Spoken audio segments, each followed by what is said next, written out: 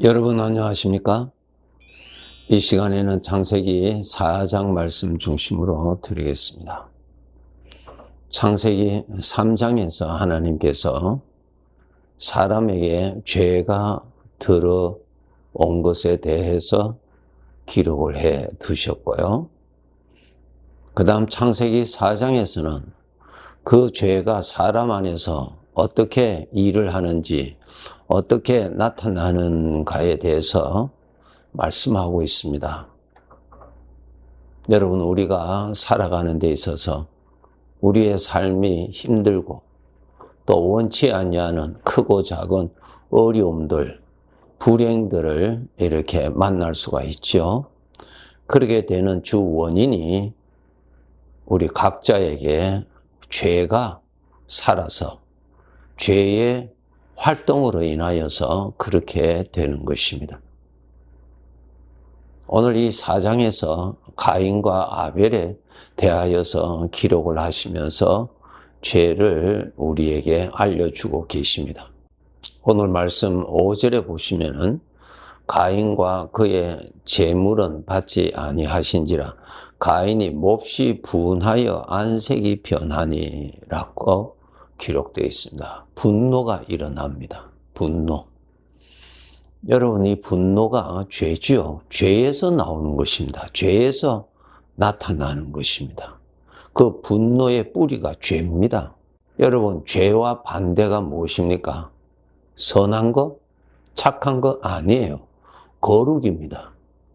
그것 아셔야 됩니다. 오늘날 우리가 죄와 반대가 착한 것, 선한 것이라고 하는 그것이 얼마나 사탄이 준 위험한 함정인가를 우리가 깨달아야 됩니다. 사람들과의 분쟁이 일어날 때 무엇을 가지고 따집니까? 상대방이 악하고 나는 선하다. 상대방이 죄가 많고 나는 착하다. 나는 선하다. 선과 악으로 구분하죠. 창세기 2장에서 하나님께서 선과 악을 아는 열매는 먹지 말라 그랬습니다. 오늘 우리의 분쟁이 전부 선과 악으로 구분해서 분쟁하고 있습니다. 서로 미워하고 서로 저주하고 합니다. 여러분, 그 뿌리가 전부 죄에서 나옵니다. 죄와 반대가 거룩입니다. 거룩이에요. 우리 성도들, 나는 큰 죄를 짓지 않아서 이렇게 생각을 하는 것은 크게 잘못입니다. 나는 착하게 살아서, 나는 선하게 살아서 아닙니다. 여러분, 그것은 이 세상 사람들이 가지고 있는 윤리의식이죠. 다 선하게 사는 것, 착하게 사는 것입니다. 그런데 우리 구원받은 자들은 아셔야 돼요. 거룩하게 살아야 하나님이 나의 삶을 받아주십니다. 거룩이에요, 거룩. 죄에서는 거룩이 나오지 않습니다. 죄에서는 선하다, 내가 착하다 나오죠? 선하다, 나는 상대방이 잘못이고 나는 잘했다, 나는 착하다 라고 주장하면서 내 안에는 상대방에 대한 미움과 분노가 폭발하죠? 미움과 분노가 하나님으로부터 나옵니까? 죄로부터 나옵니까? 죄로부터 나옵니다.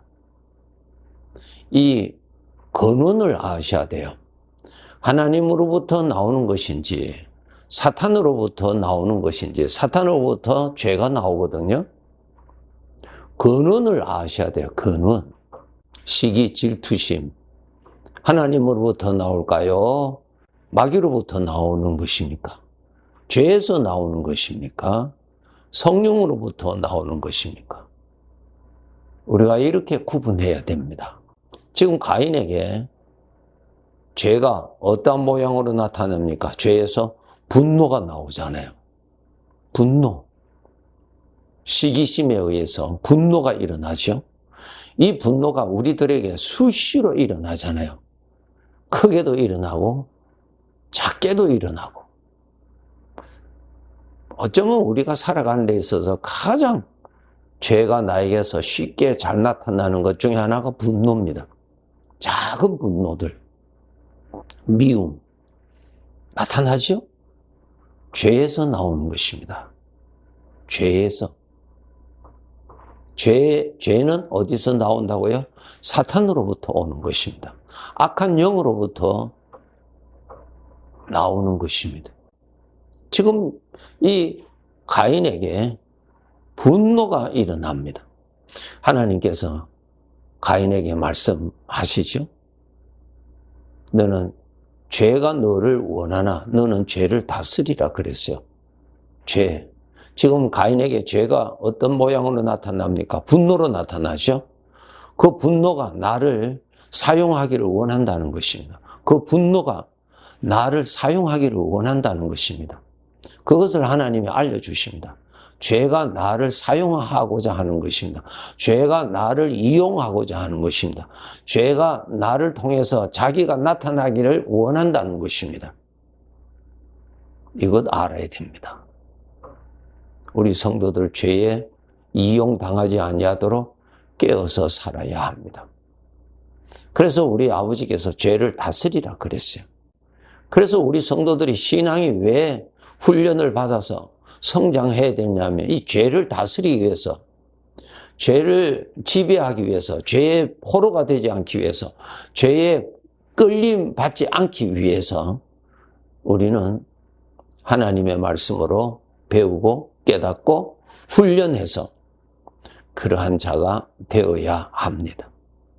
죄를 다스리지를 못하면은 죄가 일어나는 대로 나는 거기에 속하여서 죄가 나를 이용해서 죄가 나타나는 자가 된다면은 이것은 하나님의 아들로서 부끄러운 것이죠. 네. 5절에 보시면은 가인이 몹시 분하였다라고 기록되어 있습니다.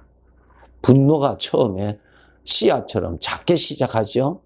그러나 그 분노를 내가 마음에 계속 생각으로 품으면은 분노가 더 커집니다. 더 풍성해져요. 더 충만해집니다. 그래서 5절에 보면은 가인은 자기 동생 아벨에 대해서 몹시 분하였다. 분노가 충만했다는 것입니다. 분노가 가득해진다는 것입니다. 이거 다스려야 됩니다. 분노가 내 마음에 씨앗으로 떨어졌을 때 거기에 물을 주고 하면은 거기에서 싹이 나고 거기에서 큰 것이 나오죠.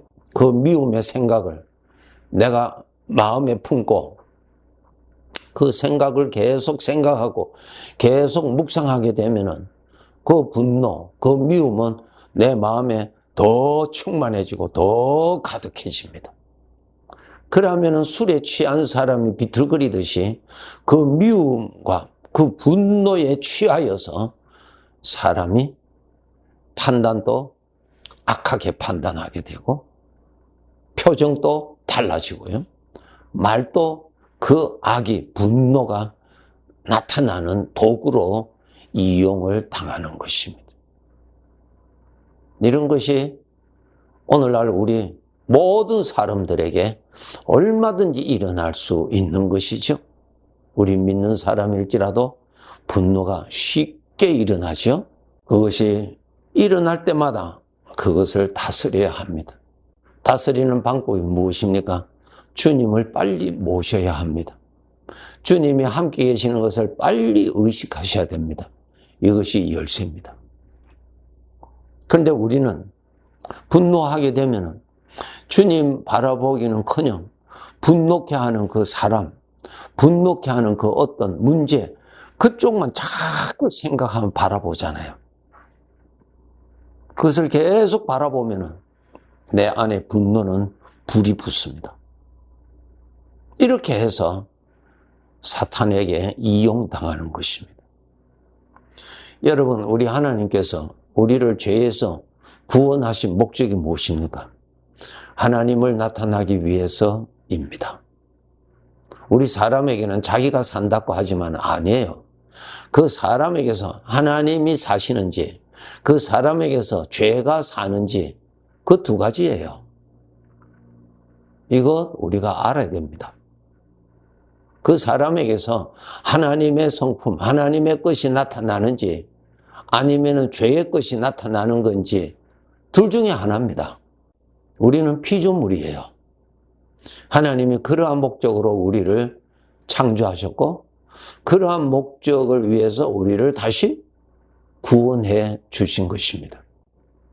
그저 우리가 이 세상에 태어나서 내가 원하는 대로 사사기에 있는 기록되어 있는 대로 각각 자기가 옳다고 하는 대로 자기가 선하다고 하는 대로 사는 것입니다. 그런 사람에게 하나님이 없지요? 하나님이 없는데 그 사람에서 하나님이 어떻게 나타나겠습니까? 둘 중에 하나입니다. 하나님의 것이 나타나는지 아니면 죄의 것이 나타나는지 둘 중에 하나입니다. 우리의 삶은 주인 되시는 하나님께서 평가하실 것입니다.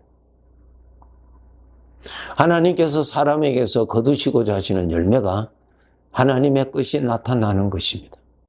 그런데 우리는 교회에서 배울 때는 다 그 말씀 듣지만은 일상생활에 있어서는 그것은 별로 관심이 없고 내가 좋아하는 대로, 내가 착하다고 하는 대로, 내가 옳다고 하는 대로 살아갑니다. 그렇게 살아가는 데 있어서 주관자가 나하고 하나님이 아닙니다. 하나님의 간섭이 없습니다. 하나님을 머리로 모시고 사는 것이 아닙니다. 내가 머리요. 내가 판단하고 내가 좋아하는 대로 살아갑니다. 하나님이 없어요.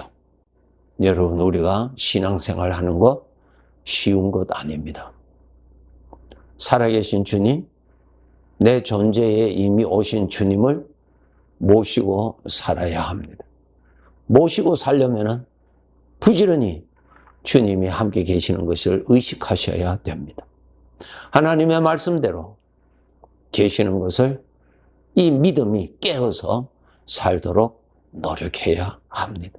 그래서 우리에게서 하나님의 것이 나타나는지 죄의 것이 나타나는지 그것이 주인 되시는 하나님 앞에서의 열매가 되기도 하고 쭉정이가 되기도 하는 것입니다.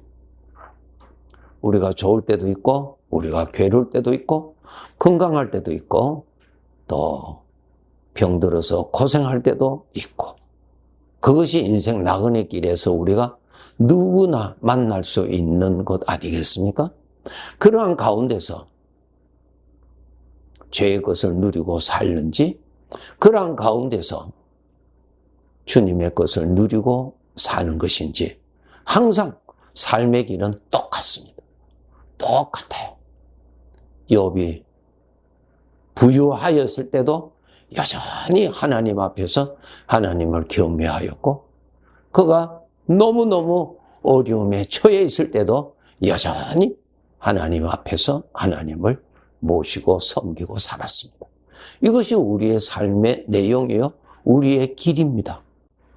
나에게서 하나님의 것이 나타나는지 죄의 것이 나타나는지 둘 중에 하나입니다. 그래서 우리 성도들이 죄의 것이 나타나지 아니하도록 정말 노력하셔야 됩니다. 죄의 것을 나타나지 않기 위해서는 주님이 함께 계시는 것을 의식할 줄 알아야 그것이 다스려집니다. 주님을 모시지 않고서는 죄를 다스릴 방법이 없습니다. 그렇기 때문에 여러분, 우리에게 수시로 일어나는 분노 얼마든지 일어나죠. 그 분노를 오늘도 다스리라고 말씀하고 있습니다. 내 안에서 죄의 것도 나타나죠. 미움도 나타나죠. 분노도 나타나죠. 원망도 나타나죠. 악한 생각들이 다양하게 나타나죠. 그것은 죄에서 나타나는 것입니다. 그런데 구원받은 우리들에게는 하나님의 것이 나타나죠. 주님의 성품이 나타나죠. 주님의 생각이 나타나죠. 둘 중에 여러분 어느 것을 누리면서 살아야 하겠습니까? 하나님의 것을 누리면서 살아야 합니다. 우리가 이렇게 살아야 주인 되시는 하나님께로부터 인정을 받습니다. 그런데 이 가인이 자기 속에 작은 분노가 몹시 분노하였다. 그 작은 분노였을 때 자기 마음에 품고 생각을 함으로 인해서 그 분노가 가득해졌어요. 그 다음에 뭐예요? 동생을 들로 나오게 해서 쳐 죽였습니다. 살인사건이에요. 오늘도 똑같습니다. 오늘도 똑같은 사람이요. 똑같은 죄가, 똑같은 악한 영이 오늘날 활동하고 있습니다. 이러한 가운데서 우리 성도가 이 죄의 덫에 빠지지 아니하도록, 죄의 함정에 빠지지 아니하도록 깨어 있어야 하는 것입니다. 작은 분노, 처음 시작할 때 작은 분노, 아주 작은 섭섭한 것, 작은 미움, 시기, 얼마든지 일어나지요?